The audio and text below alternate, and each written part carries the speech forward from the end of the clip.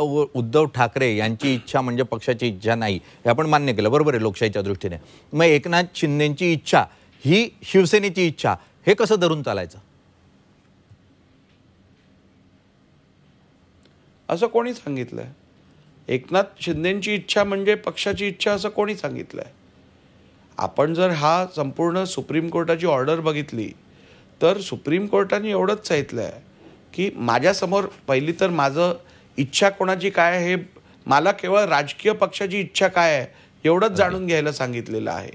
माझ्यासमोर जो निवाडा आहे, माझ्यासमोर जो इश्यू आहे तो डिफेक्शन ॲप्लिकेबल होतं की नाही, शेड्यूल 10 मधल्या तरतुदी या आमदारांना ॲप्लिकेबल होत्या की नाही, एवढंच मला बघायचं आहे.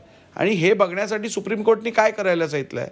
सुप्रीम कोर्टने पहिली ठरवायला सांगितलं आहे की मूळ राजकीय पक्ष कोणता गट रिप्रेझेंट करतो हे तुम्ही ठरवा.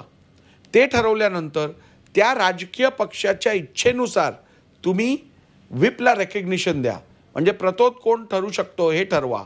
आणि ते ठरवल्यानंतर त्यांनी असं सांगितलं आहे की आपण मूळ मुद्द्यावरती जा की तो व्हिप जो इश्यू केला गेलेला त्याच्या अनुसार ही लोक अपात्र ठरतात का, ही कारवाई मला करायला सांगितली आहे. त्यामुळे त्याच्या व्यतिरिक्त कोणाची पक्षप्रमुखाची इच्छा, इतर कुठच्या पदाधिकाऱ्याची इच्छा, ह्या गटातल्या ह्या व्यक्तीची इच्छा, त्या गटातल्या त्या व्यक्तीची इच्छा बघायची मला काही गरज वाटत नाही.